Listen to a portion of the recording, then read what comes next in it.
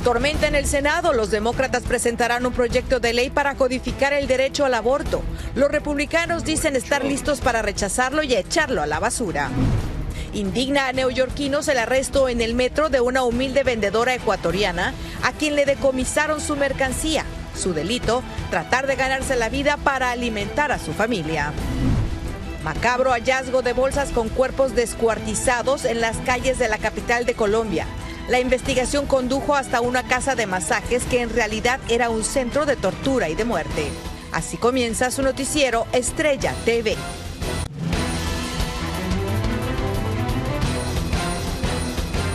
Hola, ¿qué tal? Muy buenas tardes. Bienvenidos al noticiero Estrella TV. Les saluda Palmira Pérez. Muchas gracias por acompañarnos. Vamos a comenzar con la polémica votación en el Senado de un proyecto que codificaría Roe versus Wade en ley. Vamos a Washington, D.C. con Armando Guzmán y los detalles de lo sucedido hoy en el Capitolio. Armando, te escuchamos. Efectivamente, Palmira, los senadores demócratas quisieron darle a la gente de Estados Unidos el derecho de tener el aborto como opción. Necesitaban 60 votos en el Senado en un voto de procedimiento, pero ni siquiera eso pudieron tener. Llegaron a 49 contra 51, los demócratas perdiendo, porque uno de ellos decidió votar con la oposición, votar con los republicanos. Los senadores demócratas no intentaban aprobar una nueva ley sobre el aborto, a pesar de que se espera que la Corte Suprema invalide el aborto como opción. El voto de hoy fue para exhibir a los senadores opuestos al aborto.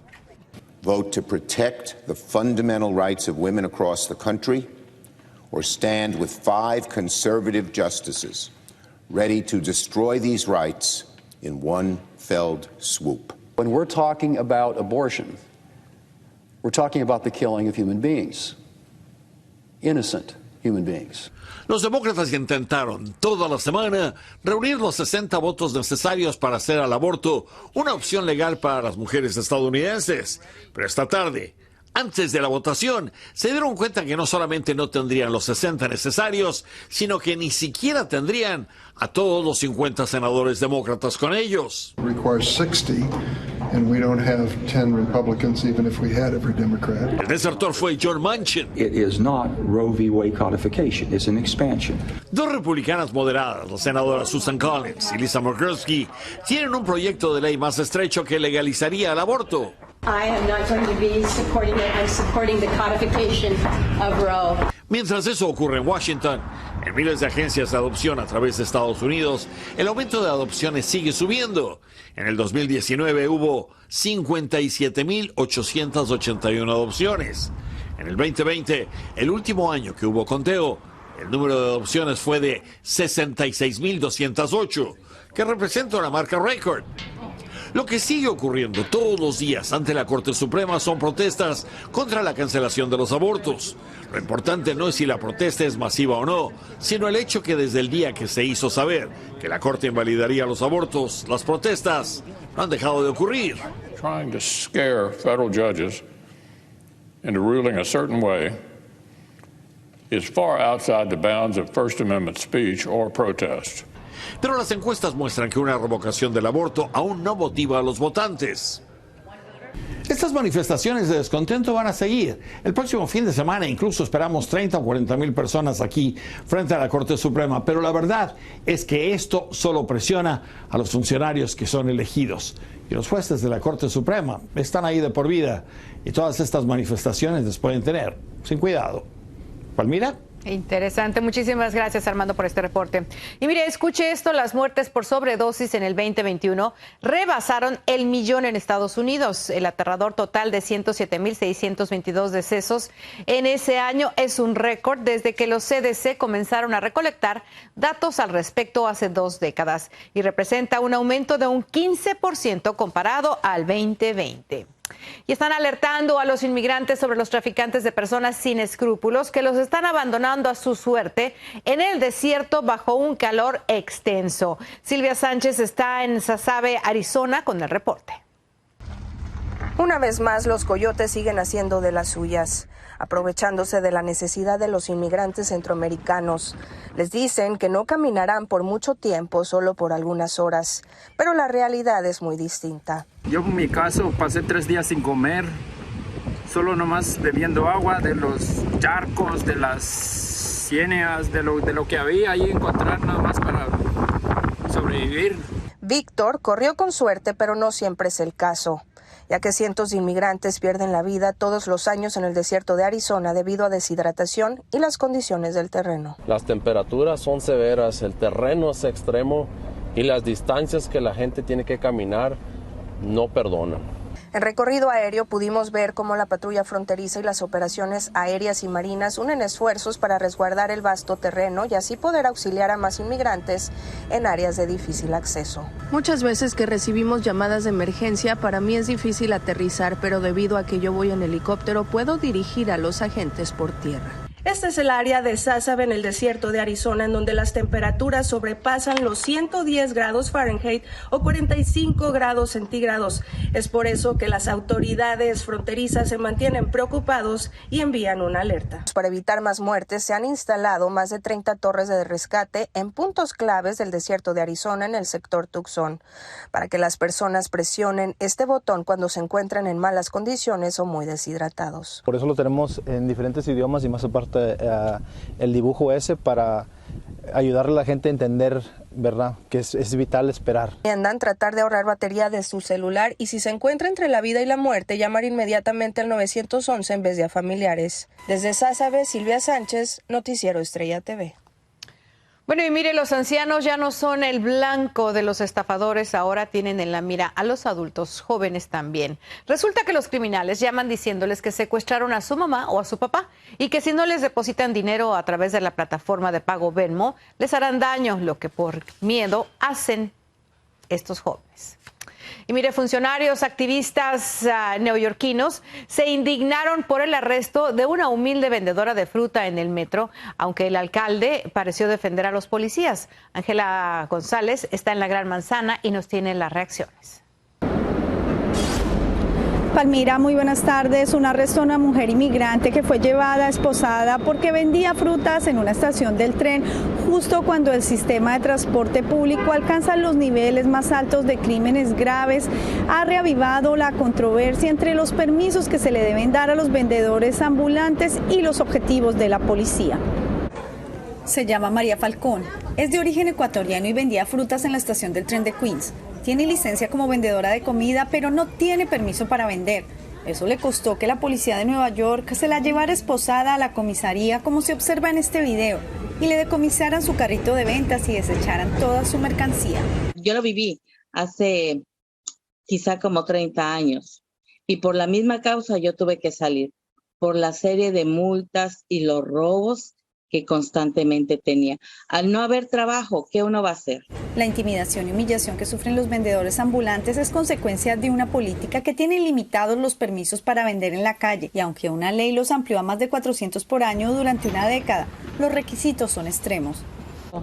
Mi mamá y yo vendemos hot dogs de Nueva York. Y aquí mi compañero Leonardo, él vende tacos mexicanos. Entonces nos ayuden a obtener ayuda para los vendedores ambulantes, más permisos, que eso es muy importante, especialmente nosotros que vivimos día a día. La controversia por el arresto a una madre de familia inmigrante cuando el metro alcanza los niveles más altos de crímenes graves en décadas tiene indignados a funcionarios electos y activistas. Sin embargo, el alcalde, que prometió protecciones a este gremio, defendió este proceder. Él dice, yo quiero que la policía se enfoque en seguir las reglas y tenemos que preocuparnos específicamente acerca de la comida. Si la gente simplemente vende comida sin ninguna garantía de su calidad, alguien se puede enfermar. Y el alcalde agregó que evalúa la interacción de la policía, mientras se calcula que en Nueva York cerca de 20,000 personas salen a vender a las calles sin permiso, con miedo a ser arrestados por la policía. Palmira. Gracias, Ángela, por tu reporte. Y miren, nos vamos ahora a Alabama porque es oficial, murió por suicidio Vicky White, la mujer que se fugó con el preso al que ayudó a escapar en ese estado, en Alabama. El forense de Indiana determinó que quien fuera subdirectora de prisiones del condado Lauderdale, de 56 años, falleció a causa del tiro en la cabeza que se dio el lunes al final de una persecución policial. Y mire, al menos 15 estudiantes heridos dejó hoy un choque entre un autobús y un camión de basura en Carolina del Norte. El accidente ocurrió al sur de Charlotte cuando la unidad escolar iba rumbo a la preparatoria. 14 de los lesionados fueron trasladados a hospitales con lesiones consideradas no graves.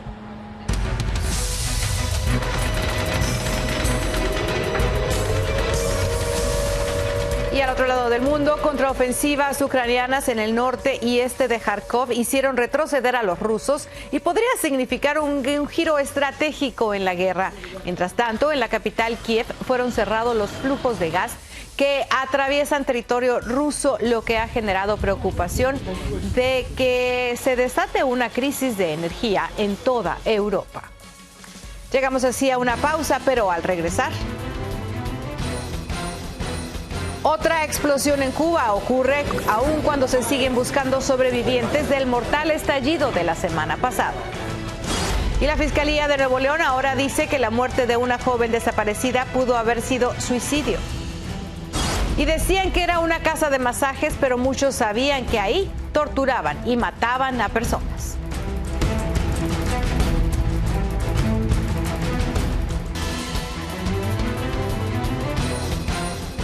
Continuamos con la información y mire, todavía no han dejado de buscar a sobrevivientes del desastre en un hotel en La Habana cuando ya se registró otro estallido en la capital cubana. Esta vez doméstico, pero producido también por el escape de gas en una vivienda. Dayanis López tiene los detalles de lo sucedido. Al menos 3 heridos dejó hoy una nueva explosión en una casa de La Habana Vieja, a una distancia de casi 800 metros del Hotel Saratoga, donde aún no terminan las labores de búsqueda y rescate tras el poderoso estallido ocurrido la semana pasada. Las autoridades informaron que al parecer el siniestro en la vivienda que ocurrió en la madrugada de este miércoles fue provocado por una fuga de gas, al igual de lo que se piensa sucedió en el hotel de la famosa avenida Paseo El Prado. Los heridos fueron un hombre, su hijo menor de edad y un vecino que caminaba sobre la banqueta. Según informes, este último ya fue dado de alta, mientras que el padre y el niño están internados en diferentes hospitales. Al parecer, el incidente fue causado por una presunta negligencia porque el titular de la casa dejó la llave del gas abierta y poco después accionó el interruptor de la luz. Apenas el pasado viernes, Cuba se estremeció con la poderosa explosión que prácticamente destruyó el exclusivo Hotel Saratoga, por la que hasta ahora se contabilizan 43 muertos y 54 lesionados, 17 de los cuales todavía se encuentran en centros médicos. El inmueble se encuentra en una zona turística muy concurrida de La Habana Vieja, frente al Capitolio, y en sus puertas se congregaban peatones a esperar taxis u otros medios de transporte. Muchos de ellos fueron parte de los fallecidos y heridos por el estallido, del que se siguen investigando las causas. Dayanis López, Noticiero Estrella TV. Y mire, por otro lado, el día de hoy, Luis Arce, presidente de Bolivia, se sumó al anuncio que hizo ayer el presidente de México, quien amenazó con no asistir a la Cumbre de las Américas. El homólogo boliviano advirtió que no iría a la reunión que se celebrará en Los Ángeles del 6 al 10 de junio. Esto si Estados Unidos insiste en no invitar a Cuba, Nicaragua y a Venezuela. Después de la pausa tenemos más información. La joven que desapareció en Monterrey hace más de un mes pudo haberse quitado la vida, dicen las autoridades de Nuevo León.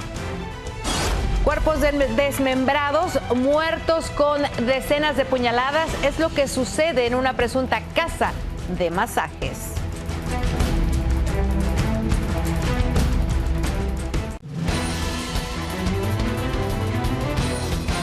Continuamos con la información y en Michoacán ya no respetan nada ni a nadie en México. Varios presuntos sicarios corretearon vehículos militares hasta sacarlos de una población donde el gobernador del estado considera que contra el narcotráfico ya nada se puede hacer. María Teresa Sarabia nos tiene la información.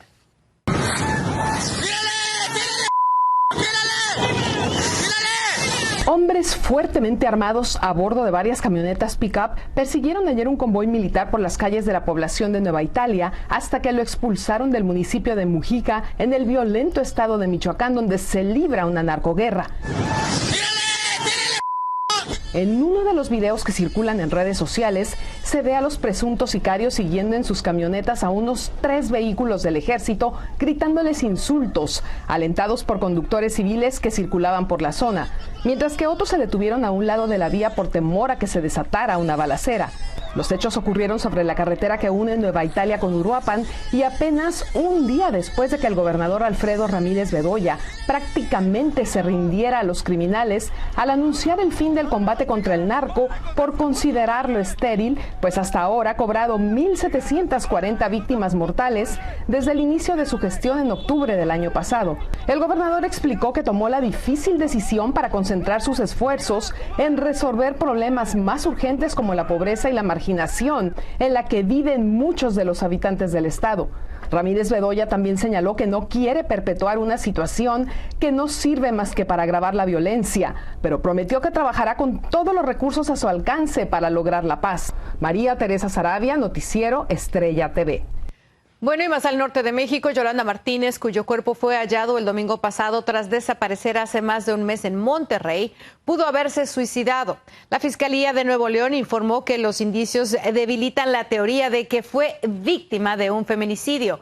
Martínez tenía 26 años y no se supo nada de ella desde el 31 de marzo, y la Fiscalía basa su hipótesis en que junto al cadáver encontraron 2 botes con insecticida, aunque no se ha determinado si esas sustancias fueron detectadas en su cuerpo.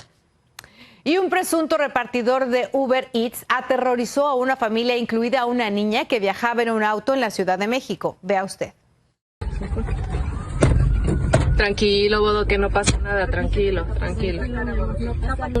Es el sujeto golpeando con el puño el carro tratando de romper el espejo, mientras que la conductora llama a la policía para denunciarlo y se oye el llanto de una pequeña asustada. Al final el hombre escapó. Y miren, sentencian a un exintegrante del grupo Garibaldi a 19 años de cárcel por abusar sexualmente de su hija. La adolescente le contó a su madre y a su abuela que Ricardo Crespo, de 45 años, lo tiene usted en pantalla, la estuvo violando desde los 5 hasta los 14 años, por lo que el año pasado el cantante, actor y modelo fue denunciado a la policía. La justicia espera que la decisión apoye a la víctima en la recuperación de una vida plena. Y mientras tanto, en Colombia fue desmantelada una casa de masajes que tenía aterrorizados a los vecinos, quienes sabían que ahí torturaban y mataban a personas de la manera más atroz, aunque callaban por miedo. Carolina Gómez está en Bogotá y nos dice si la policía logró atrapar a alguien. El terror había sido sembrado en varias calles de Bogotá con la aparición de bolsas con restos humanos descuartizados. Al menos 6 personas fueron encontradas, todas ellas con signos de tortura. Esos hechos, de acuerdo con las investigaciones de Fiscalía y de Policía, apuntan a que se deben principalmente a disputas entre grupos de delincuencia que están en confrontación alrededor de rentas criminales, particularmente en torno al narcotráfico. Pero el misterio habría sido develado. Según la Fiscalía, estos asesinatos fueron cometidos en esta Casa Verde, conocida en el barrio San Bernardo como la Casa de los Masajes. Un sarcasmo para evitar llamarla como un centro de tortura o de muerte. La Casa de los Masajes, que en la jerga del sector quiere decir que es utilizada para golpear a sus víctimas, y como en este caso, hasta quitarles la vida. Estas revelaciones habrían sido dadas en plena audiencia de imputación de cargo a 2 hombres que fueron identificados por cámaras de seguridad cuando sacaban los cuerpos de este lugar. El último de ellos con 162 heridas con arma blanca. Además de los ajustes de cuentas, estos asesinatos tienen patrones de torturas idénticos a los realizados por los asesinos en serie. Todos ellos fueron amarrados de la misma forma con cordones de zapatos, cintas en manos y pies y murieron por ahorcamiento. Aunque los vecinos saben lo que pasa en las mal llamadas casas de masajes, ninguno se atreve a hablar por temor a represalias, pues tan solo han capturado 2 de los temidos miembros de esta banda. En Bogotá, Colombia, Carolina Gómez para Noticiero Estrella TV. Y seguimos en Colombia porque el presidente de ese país autoriza la extradición de la negra, hermana de alias Otoniel. Iván Duque firmó la resolución para que Nini Joana, hermana de Darío Antonio Usaga, líder del Clan del Golfo, responda ante la justicia de Estados Unidos por presuntos delitos relacionados con el narcotráfico. Al regresar tenemos más información, no se vayan. Mire, no sabía nada de aviones, pero logró aterrizar uno cuando el piloto quedó incapacitado.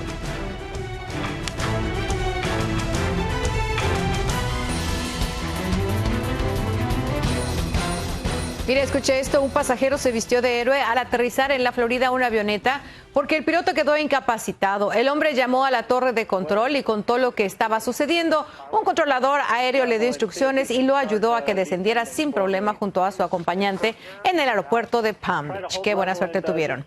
Y en Indiana, una grúa que intentaba remover un enorme árbol del patio de una casa ocasionó un desastre. Mire esto, cuando el operador activó el camión para que jalara el árbol, la grúa no pudo con el peso, perdió el balance y aplastó el techo de la residencia, que por cierto acababa de ser remodelada. Qué mala suerte. Y una preocupante situación se está desarrollando en los mares de Australia. El 91% del gran arrecife coralino en Sydney se ha bloqueado este año por las altas temperaturas derivadas del cambio climático. En este 2020, algunos de ellos se van a morir. Con estas imágenes nos despedimos el día de hoy. Muchas gracias. Hasta mañana.